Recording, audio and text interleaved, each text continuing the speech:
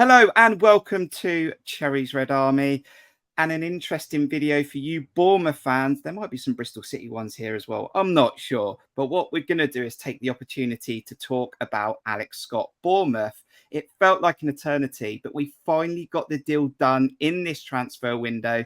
Alex Scott is currently injured. We'll need to wait a little while to get him on the pitch. But let's find out a little bit more about him. And the best way to do that is to speak to someone who's seen Alex Scott more than I have and maybe more than you have as a Bournemouth fan. So it's a great welcome to Saj Rahman. I'm going to hand over to you, Saj, because it's an opportunity for you to give us an intro into yourself and why you're in a good place to tell us a little bit more about Alex Scott.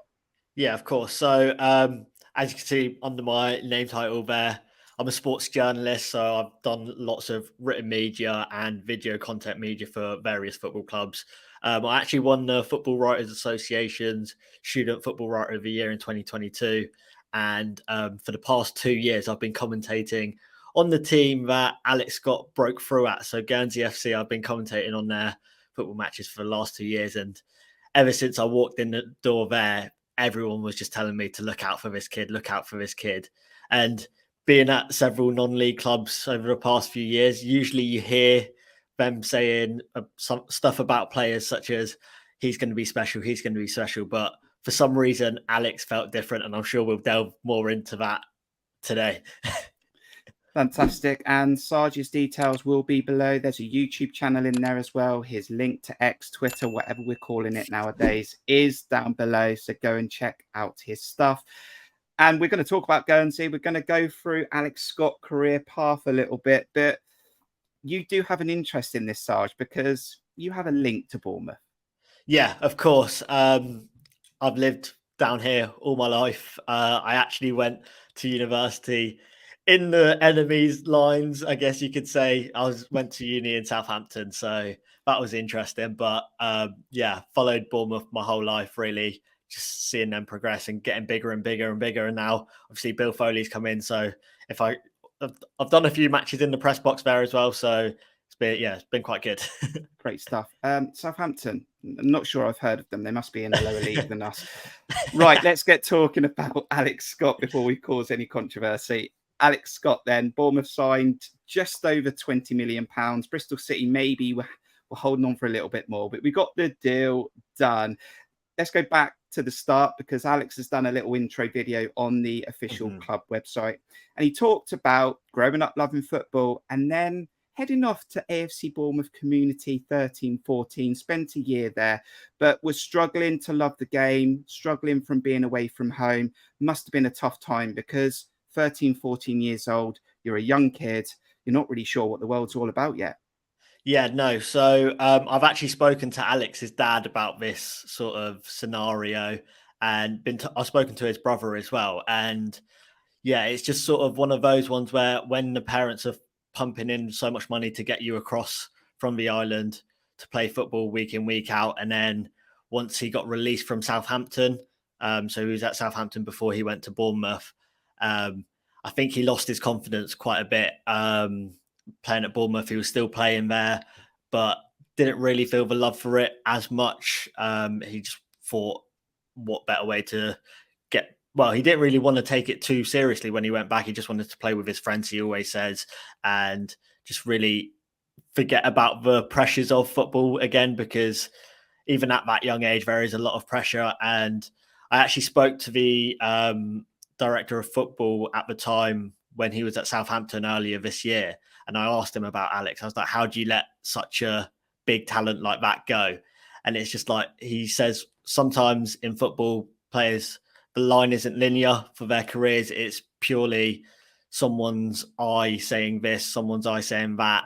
And one person's no could be another person's yes. And some players need to take different paths to get to where they are. And luckily for Alex, it's worked out for him. But when he went to Bournemouth, he played there for a year.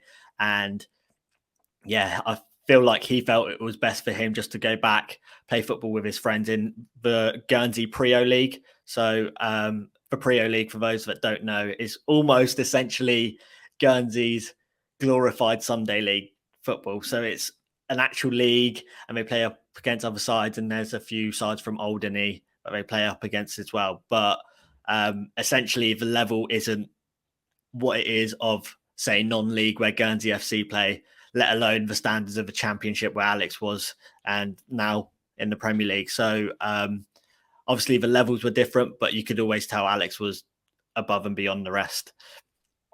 Before we go on to him heading back home, and I know I put a tweet out when he signed for Bournemouth and welcomed him to the club, and his dad, I think, liked it. He seems a grounded lad. The family look like they've got great support, but having that close contact that you may have had at moments, did he get the support from Bournemouth maybe that he wanted to go back and his dad? So weirdly enough, I'd not fully met Alex yet. So it's just one of those ones where I know of his family and I've spent time with his brother. I spent a whole day with him and stuff like that. But weirdly enough, I haven't fully met Alex yet. But what it is with that is that he felt like there was some unfinished business there, I think, from what I heard. Just sort of leaving on potentially not a sour note, but not how he would have wanted it to go, sort of leaving Bournemouth without really making his mark, I guess, because he went back. So those photos that came out that the media team put out of his wild hair at the time. I feel like when Bournemouth came calling, and when I first heard the rumours about it, I was jokingly telling like the Guernsey boredom people, I was just like, I'll drive him there myself if he has to, like just get him to Bournemouth, and if he needs anything around Bournemouth, I'll show him around. I love that. Normally Steve Fletcher's job, but I'm sure he'd be happy for you to do it as well. So he went back home, and we know from his mini story on the club website that he started to then enjoy the game more at Guernsey FC, and age 16 pushed straight up to the senior side. Not sure how many games he had, but he was straight in there playing men's football. Yeah, so when he went back to Guernsey, initially he was playing for a team called St. Martin. So this was a Pre-O League team, and he was basically got back into playing football there. He said he was scoring a lot of goals, getting a lot of assists, probably helped him get his confidence back and just enjoy football a lot more, because that's what tends to happen when you're scoring goals and making assists. And he could probably see he was still levels above everyone else on the island. So yeah, so he was training from the age of 15 with the first team of Guernsey. However, due to the league rules, you weren't allowed to field an under 16 in your first team side. So he had to wait until he was 16 to play for the Guernsey FC first team. But he was training with them, and Tony Vance, he's done an interview with Bournemouth now about this, but he was telling me, because I interviewed him start part of last summer, and spoke about the exact same thing. And he was saying how he came into training and there was this person called Kieran Mahon. He still plays for Guernsey FC, probably one of their best midfielders, and he's a senior lad in the team. And he was saying how Alex was just floating past him, and Kieran was just getting so annoyed. He just wanted to kick a lump out of him, but he just couldn't get anywhere near him because he just so effortlessly would glide past people. So the senior players could see he was a talent even from before he turned 16. The coaching staff could see he was a talent. And Tony told me initially that usually he doesn't want to throw players into the deep end when they're that young. He sort of wants to bed them in, but from the off, the players were telling him he has to start. His coaching staff were telling him that Alex has to start, and eventually he came off the bench for his first game, I believe, and then I think he went on to make 20 odd appearances before Bristol were like, right, we need this guy.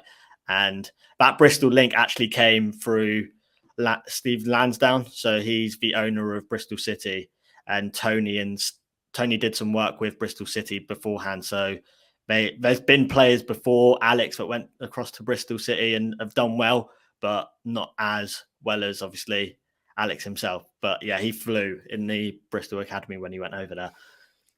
You're absolutely correct about that Tony Vance clip and some communications. And there's something on your YouTube channel as well that I've seen. And before we talk about moving to Bristol City, when I think about a 16-year-old going up to men's football, you can have all the skill, all the talent, but have you got the strength? Do you think Alex Scott comfortably dealt with the toughness of going from youth football to men's football, or has it helped him in the progress in the last 4 years?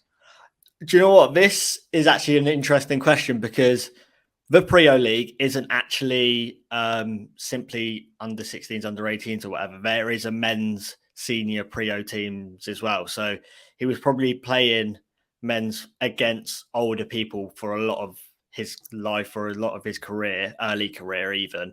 So I think that probably helped him a lot. But obviously going into Guernsey FC, where 3 points is the most important thing on the weekend, and like actually having grown men kicking you left, right, and centre, I'm sure it was probably a bit of a step up for him. But with Alex, as we've seen throughout his career, any sort of step that he's taken so far in his career, he's taken like a duck to water, really. He just sort of susses it out and then excels in it. It's just something that he's got in his personality trait. And it's just, yeah, I guess there would have been an adaptation period, of course, as there is with anyone. But for him, he seems to sort of get it quicker than most people would. Right. So then it was time to head back, I suppose, but this time to Bristol City, and they would snap him up and they would get him on their books, and he would play for Bristol City 90 games. We'll talk about a specific game, the Manchester City game, in a bit around the cup, but he's played 90 plus games for Bristol City in his short time with them. 6 goals, 7 assists, only 19 when we signed him. What was your early thoughts on the signing for Bristol City and him getting himself established already in the Championship? Yeah, of course. So he initially signed within the sort of youth systems, but he quickly progressed through. And Nigel Pearson was the manager at the time. And football fans will know that Nigel Pearson isn't one to take much stick or sort of throw players in that don't deserve it. And they really need to earn his trust. So he quickly became one of the mainstays in the team. I think he came in towards the end part of 2, maybe 3 seasons ago now, came into the side, made his debut, and he looked an exciting prospect. Obviously, the season came to an end, and then the following season, he was one of the mainstays in the team. And if you're becoming a mainstay in the team, a Nigel Pearson team at the age of, 17, 18 at the time, you know you've got something about you, because he doesn't give handouts to anyone. He's a very rugged, scary character, scary bloke.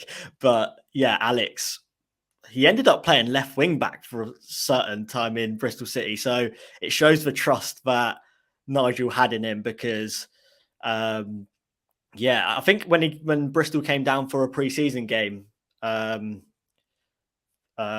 with Bournemouth, he even played that wing back role against Bournemouth. So it's just one of those positions where he says, obviously wasn't his most comfortable, but he's one of those sorts of players that puts the team before himself and does anything to make the team work. And he's just one of those blokes, really. He just seems like a very genuine and really mature lad for, as you say, 19, just turned 20. So at Bristol, excelled really. And then after his first full season with Bristol, his second season, he really moved into that midfield role.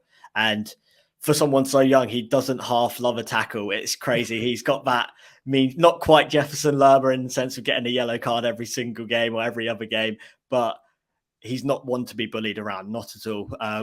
Even though it may seem like he's got a bit of a smaller figure to most people, he's definitely not one to get bullied around. And when he went to play for the England under-19 Euros, I believe it was, he wasn't initially starting. He was one of 3 non-Premier League academy players to be in this England under-19 side.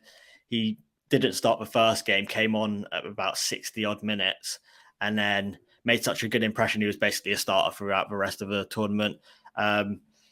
Came off the bench against Italy in the semi-final, scored a header with practically one of his first touches, and England went on to win the tournament, and he was one of the key reasons, I think, for that. So that shows you the level that he is at, considering he was one of only 3 non-Premier League academy players to be in that side. But as you said, 6 goals, 7 assists, or the other way around, I think it was. He's always said that he wants to add more goals. He wants to add more assists to his game. And he's got so much time to add that to his game because he's got so much, the foundations, very solid foundations there. So exciting times. Definitely exciting times. He likes to tackle, but when I'm looking at Alex Scott, right, he's got his socks down low. Yeah. People are calling him the Guernsey Grealish. We've got a Yeah. guy on the channel who contributes regularly, and he goes, "For me, when I was born, it's the Guernsey Gaza," and we saw that on view against Manchester City in the Yeah. FA Cup. A guy that had great balance to me, great feet, wants to drive with the ball, can find a pass.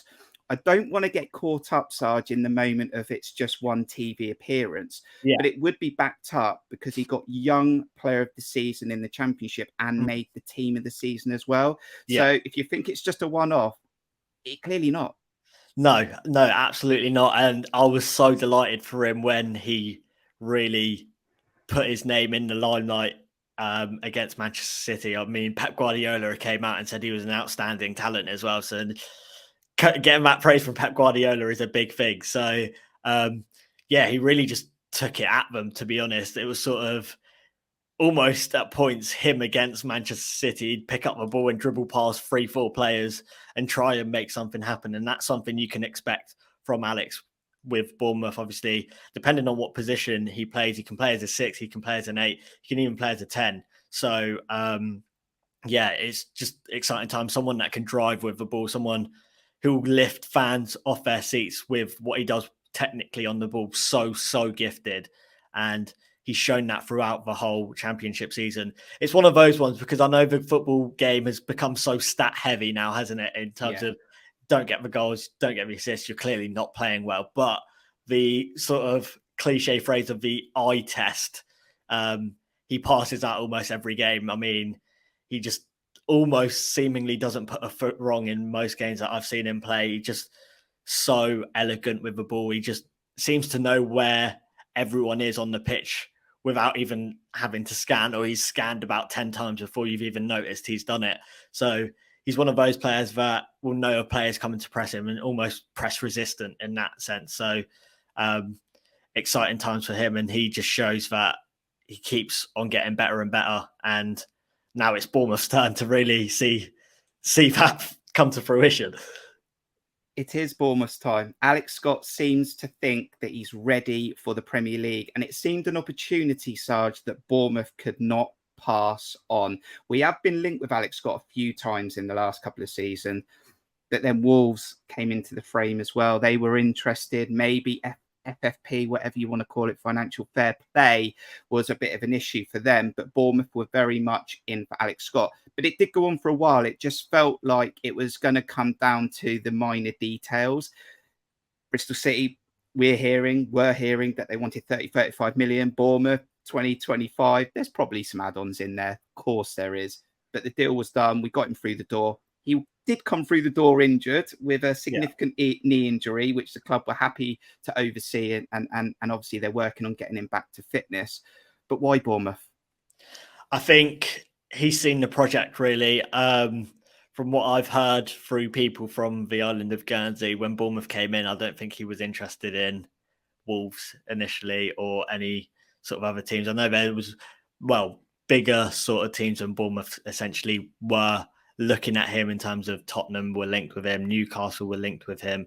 So there was other teams batting around, but when Bournemouth came in with concrete sort of, here's the down payment, we want him, I think he was sold on sort of, obviously the new owner coming in and the project that the club's going on, all the bright young talents. And I feel with Alex, he's not the sort of person to want to go and sit on the bench somewhere and have to play second fiddle. He knows that he's good enough. He knows that he's got the talent. And at Bournemouth, it's a perfect chance to showcase it because though Bournemouth have got a very good central midfield at the moment, he's a sort of player and a style of player that can definitely fit in there and make that sort of position his own. And I guess when that offer came about, there was a joke actually with me and Tony Vance, the Guernsey manager, every time, because Guernsey would usually play at 2:00 in away games.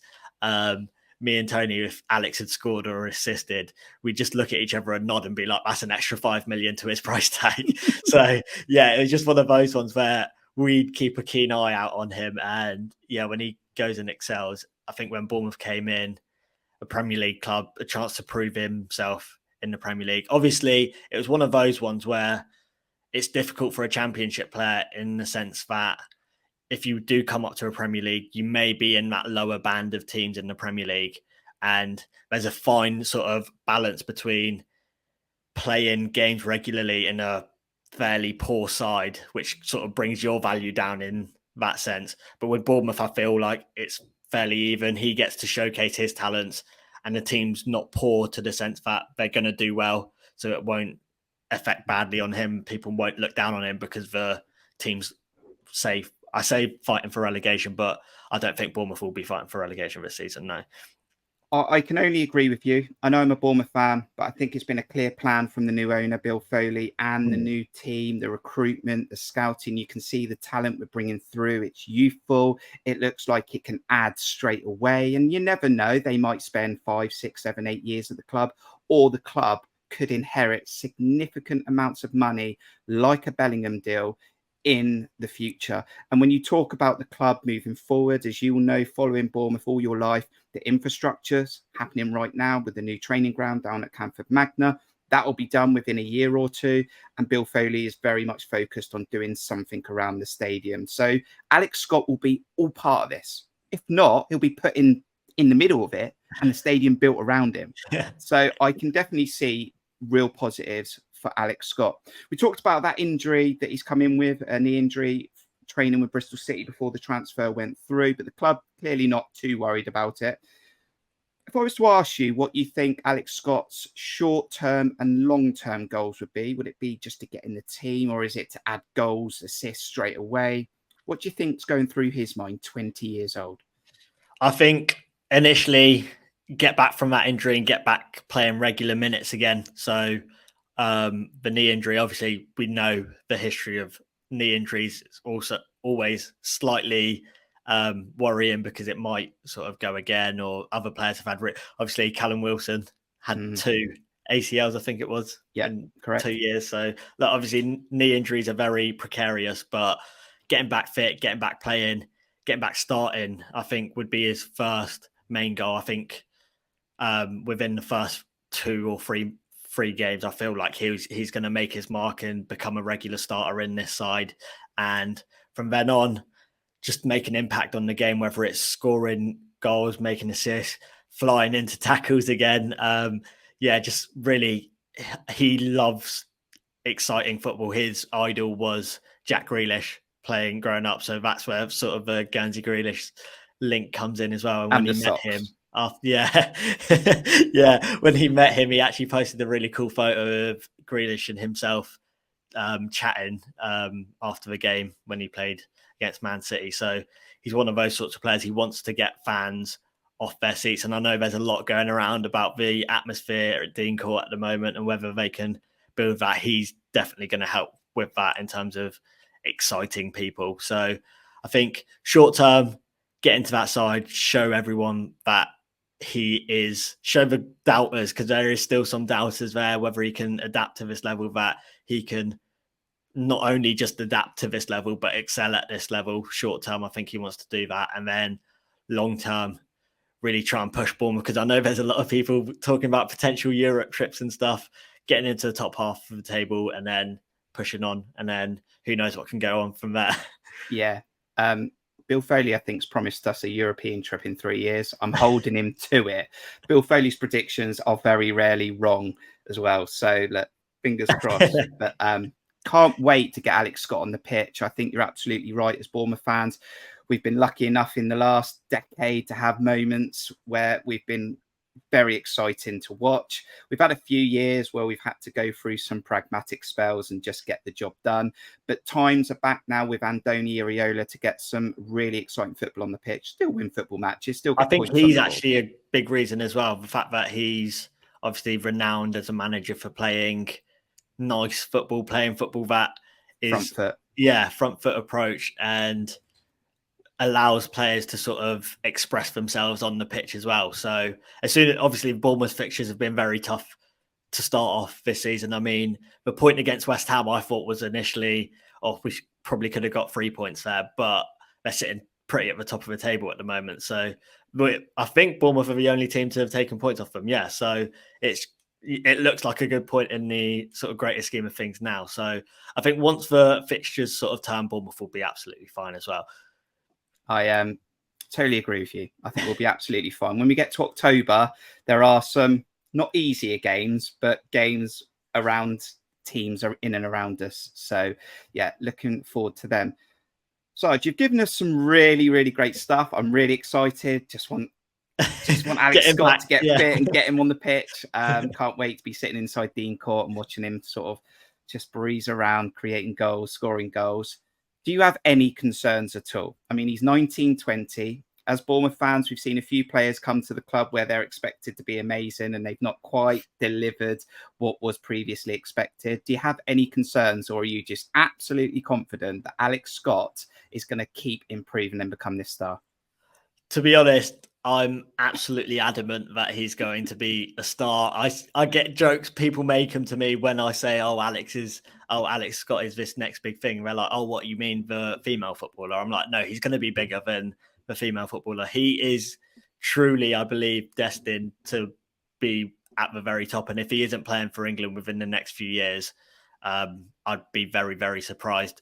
It's strange because obviously coming from non-league, and as I said towards the start of this interview or podcast, just sort of players get banded about as being special in non-league, but he's got a really good sort of solid core around him. As you mentioned, his dad, his brother, they are very, very like down to earth people. And I think that's resonated onto himself as well. He's very much a down to earth lad and he knows what needs to be done. He's willing to take on new information and learn from it. So he's not very much that sort of player with an ego that thinks he's a world beater and is going to go to the top without trying hard. He's one of those players that knows he's got to keep working, got to keep on improving. And yeah, like I said earlier, every single step so far in his career, he's taken like a duck to water. Say when it was going from boys football to men's football at Guernsey FC, going from Guernsey FC to Bristol City, going from Bristol City into the England setup there, excelled there. And now it's his next step, Championship, won Young Player of the Year. I don't think you can do much more than that at a slightly struggling Bristol City side, but going into the Premier League now, I feel like, and he's shown it as well against a very decent Man City side, that he not only can share the same pitch with them, he can stand out on that pitch as well. Saj, this has been absolutely fantastic. I'm so glad that we caught up. I can't wait to see what the Bournemouth fans have to say in the comments. Get in there now. Get your thoughts in there down below. And Saj Rahman's details are in the description below. Go check out his Twitter. Go check out his YouTube channel. And to finish off, tell us a little bit about what your football season looks like this season with what you're doing so people can follow you. It's crazy. Obviously, I do freelance writing still at the moment. I've got Winchester City Football Club. I run their media at the moment. I do bits for Eastleigh Football Club as well. And I still follow Guernsey FC, though I have stepped away from commentating for them this season. I still follow them. So if I've ever got a free Saturday, I'll be there waiting for the next Alex Scott to come through, because there's a lot of good players coming through the Guernsey ranks. So I wouldn't be surprised if you see a few more of them coming through into the bigger leagues and potentially joining Alex on the South Coast here. But it's a very busy schedule. And when my Saturdays are free, it's a very rare sight, but I would be at Dean Court cheering the boys on. So yeah. So busy. Thank you for your time. Really appreciate it. And if you don't mind, it'd be nice to maybe catch up with you. Of course. Yeah. No, thank you for having me on. I've really enjoyed it. Let's see. Once Alex Scott gets on the pitch and gets some appearances, it'd be great to catch up with you and see what you think and see how he's progressing. That'd be a great moment. In the meantime, Bournemouth fans, get learning his chant, because you're going to be singing it a lot. And boy, do we need some new songs. If you are new to the channel, do subscribe, do hit the like button. Thanks to Saj Rahman. Do get your comments below. Look after yourself, and we'll see you on the next one. Up, Cherries.